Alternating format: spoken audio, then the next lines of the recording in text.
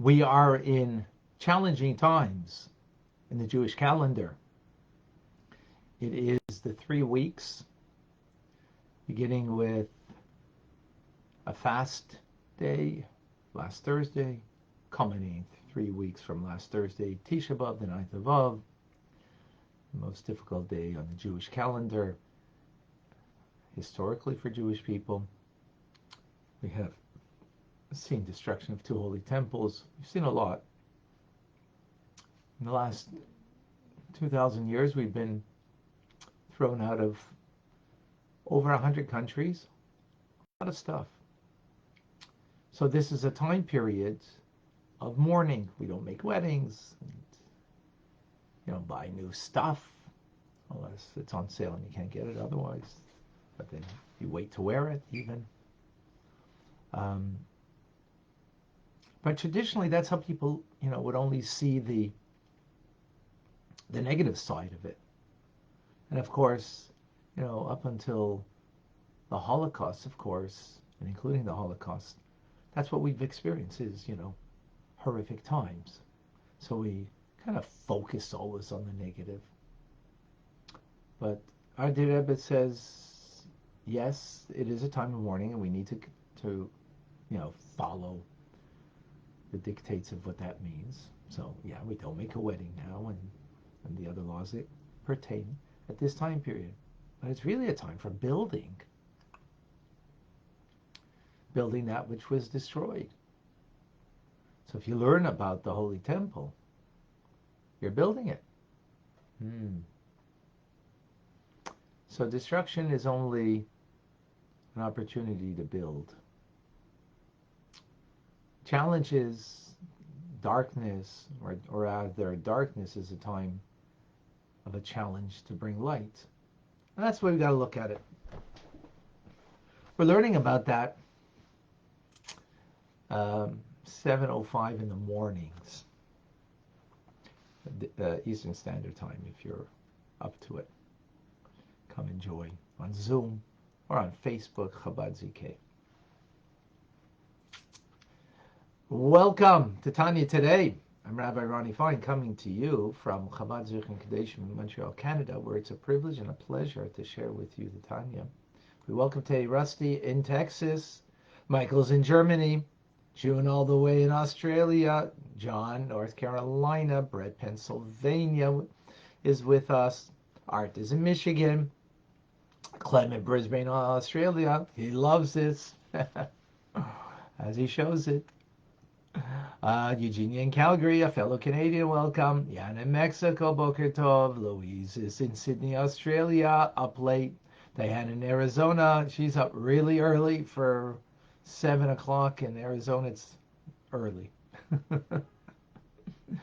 Welcome. Stan in in London, England. I was going to say with the Queen, but with the King maybe. David in California is joining us. Liba and Davida in New York. Dana in Washington. Julia is in Pennsylvania. Jane in the Philippines. Rabab in Morocco. Simcha in Florida. And Dubai. We have Hassan. Welcome. Sandy in Michigan. Elise in West Virginia. Did I catch everybody? Eileen in Las Vegas. Welcome back. All right. We have Vilma, Naomi, Austin, Michael, Jay. Beautiful. Ooh. Oh my gosh. Okay, excuse me a moment. Can't believe what I did here. I thought I had Instagram on all the time. I didn't. It was on airplane mode. Okay. Now we're also live on Instagram. We have Erica in Norway with us, and Cindy in Florida. Yeah, and in Mexico. I think maybe I mentioned. I don't remember. Did I miss anybody? We have Lori with us. Welcome, Lori.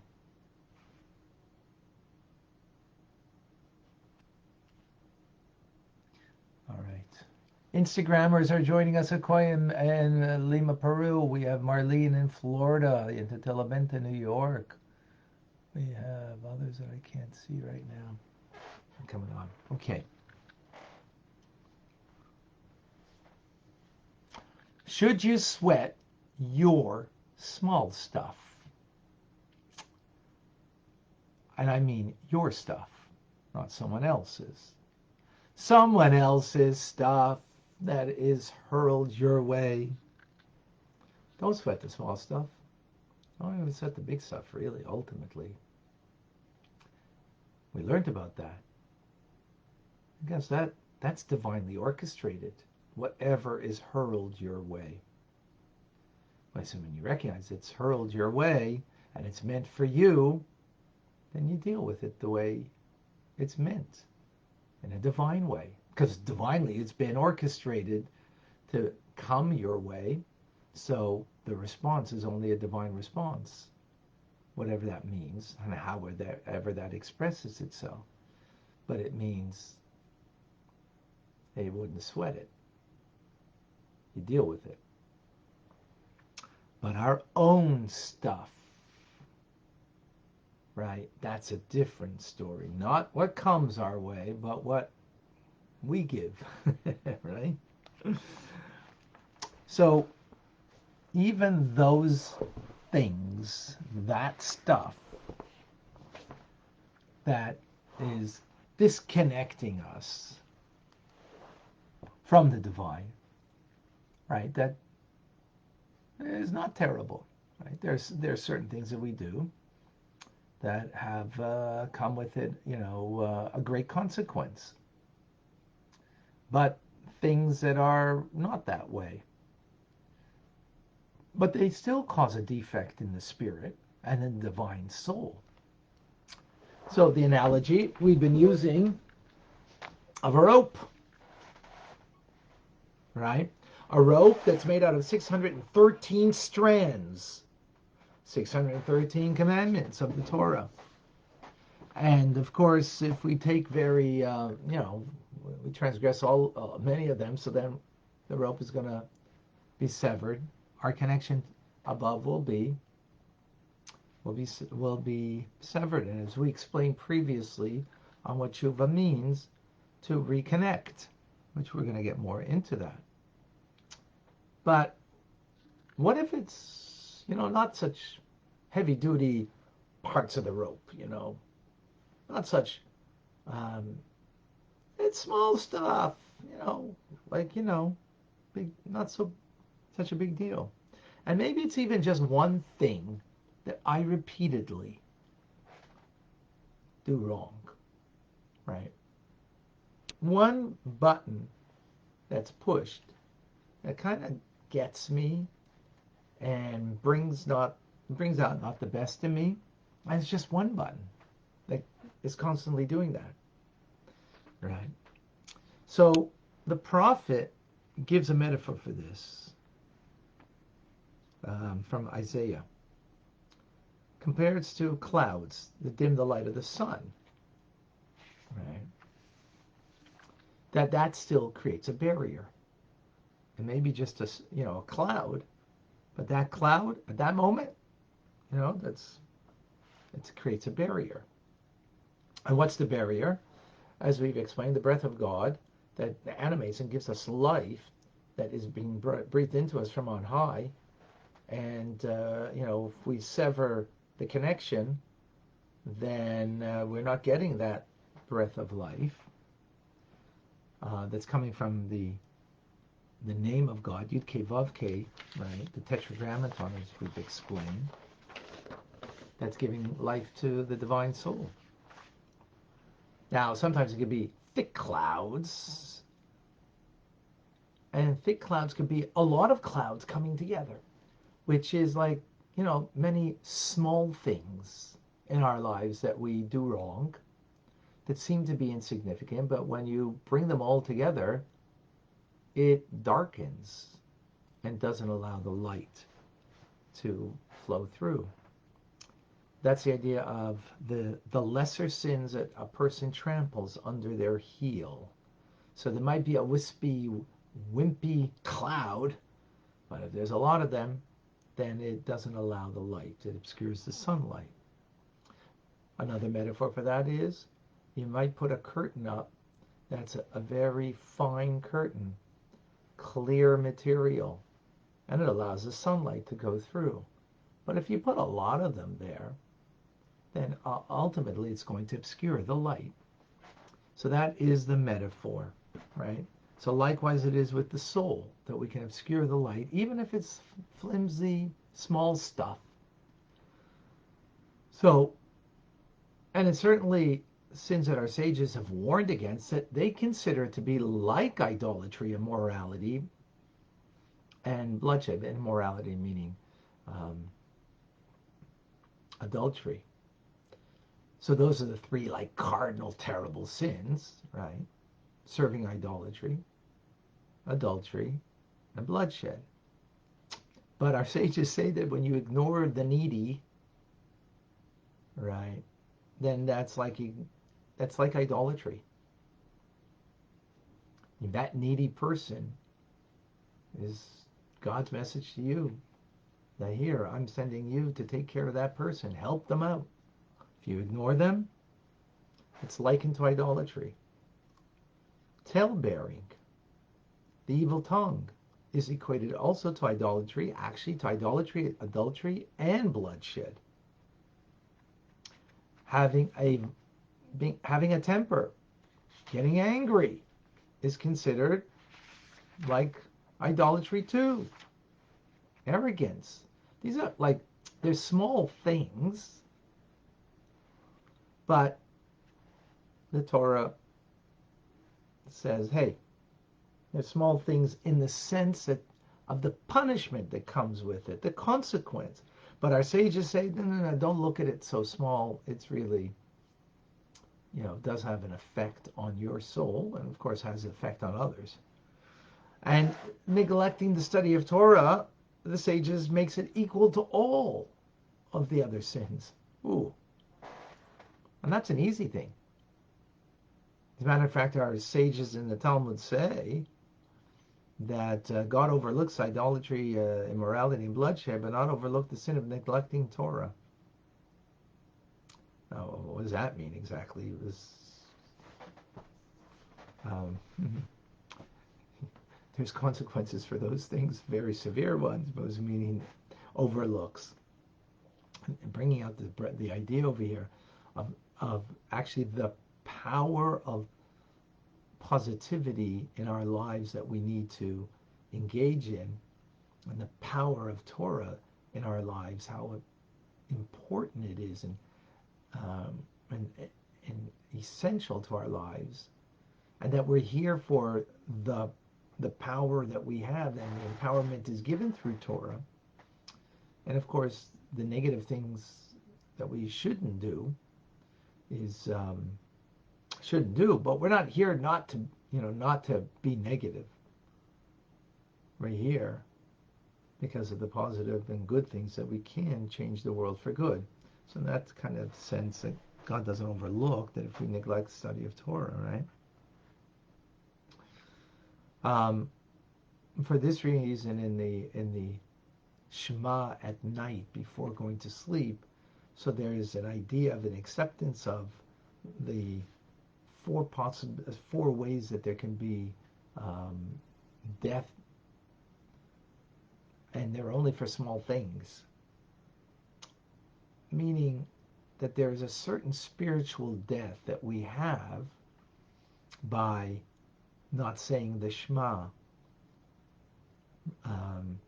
by missing to put on our tefillin, prayers, and so on. That when a person, the point that over here that the Alter Rebbe is bringing up, that when a person will think about this, the thinking person will understand that even though um, there isn't that consequence in the small stuff as there is in, the big stuff that we do wrong, well, we shouldn't take tail bearing as just, okay, or neglect the study of Torah, or, getting angry and upset, and, overlooking the needs of others as just, okay, small stuff. It ain't. It causes a blemish on the soul. And when we think about it, then what that's going to do is give us a contrite heart. That we become aware that this kind of stuff blemishes the soul, even though it's supposedly a lesser sin. But this will help us in creating the direct and authentic, real way to do tshuva. Because think about it. How many times did you get upset, and maybe even a little angry, maybe just a little frustrated? How many times did you get frustrated and you blamed your spouse for it? You blamed your children for it. You blamed a parent for it. You blamed your colleague, your friend, because you got frustrated. Don't frustrate me. Really? Don't frustrate me? How about you don't get frustrated yourself? Now, you could say, when you do that, say that triggers something in me that makes me frustrated. I got all my frustration, though. Can ask the person, maybe be careful that, because I'm struggling with that. But I am struggling. It's my issue. My frustration is my issue and nobody else's. That seems to be small stuff. We should sweat it and not point the finger.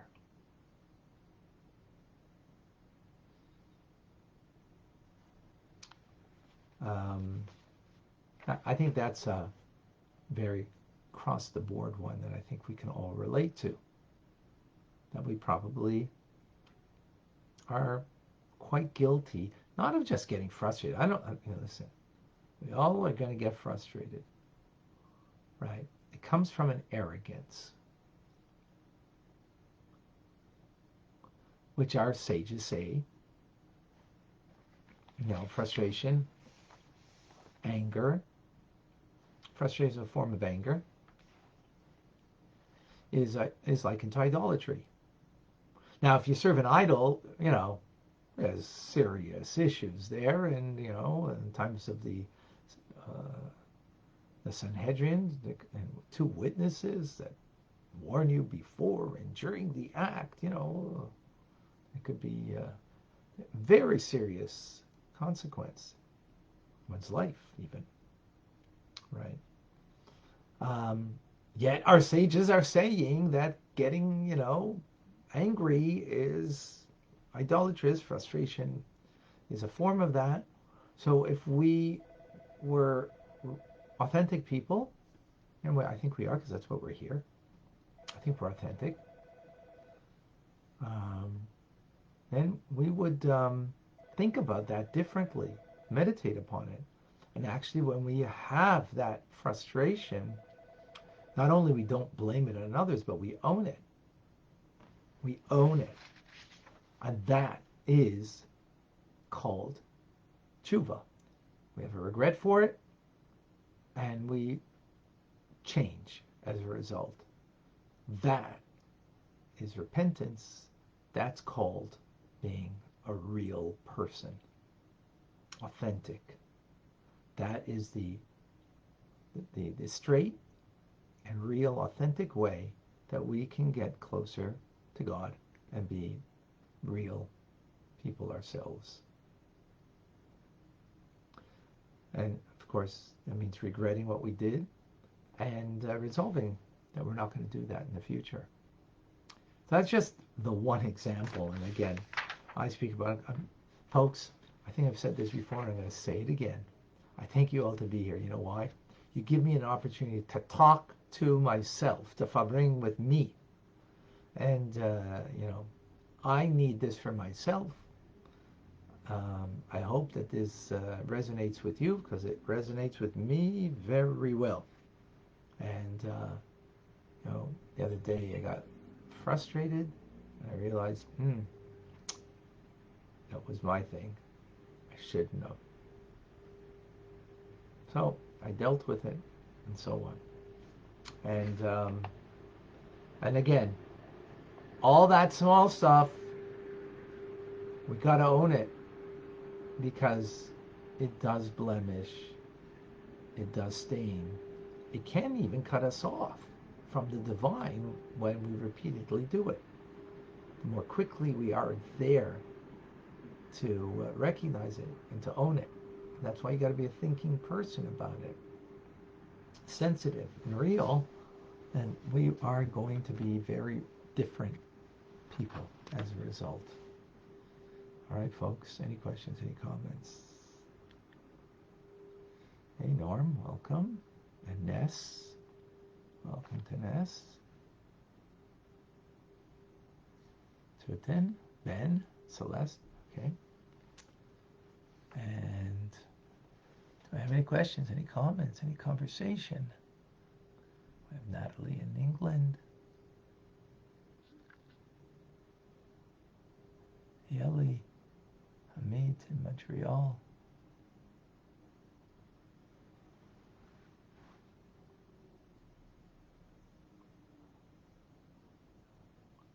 All right, I don't see any questions. I guess hopefully there's clarity over here. Oh, Brett has a question. How does this relate to the anger expressed by God towards the Israelites? Oh, good question. And not only that, Moses also got angry. This week's Torah portion, as a matter of fact. Last week's Torah portion. So we're talking about anger because of what was hurled your way, and you got angry, got frustrated. Someone said something to you, right? That's different. But to get angry at someone's lack of morality, and you have a responsibility for their morality, right?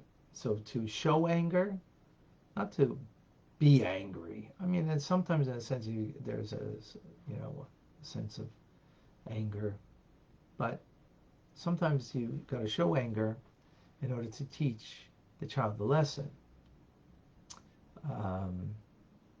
God is angry when we don't act appropriately, when we're misguided, when we do things that we shouldn't do. So that's when God is angry. So likewise, Moses was angry at different times that the Jews did not act appropriately. Right? At this week's Torah portion, by the battle against the Midianites, who started up with the Jewish people, God said, well, they got into a battle that wasn't theirs. They had no business doing what they did.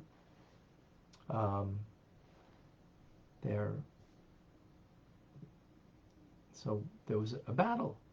As a result of the battle, there was a plunder, which Moses got upset at the people for plundering in a way they shouldn't have.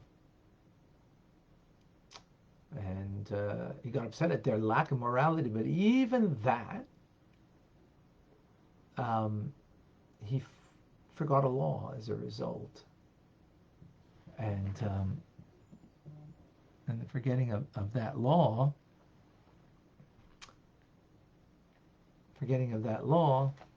brought about, anyways, that's the concept. So even then, there's something. Okay, any other? Excellent, Brett. Thank you for the question. Always good questions. Does Hashem ever hold back the anger when we sin? Absolutely. Absolutely.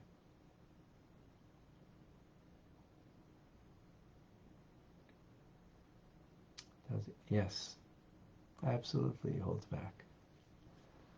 All right. Anybody else?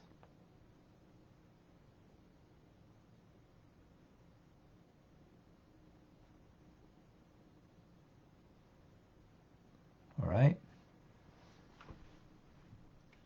Beautiful. Gonna have Rambam now. And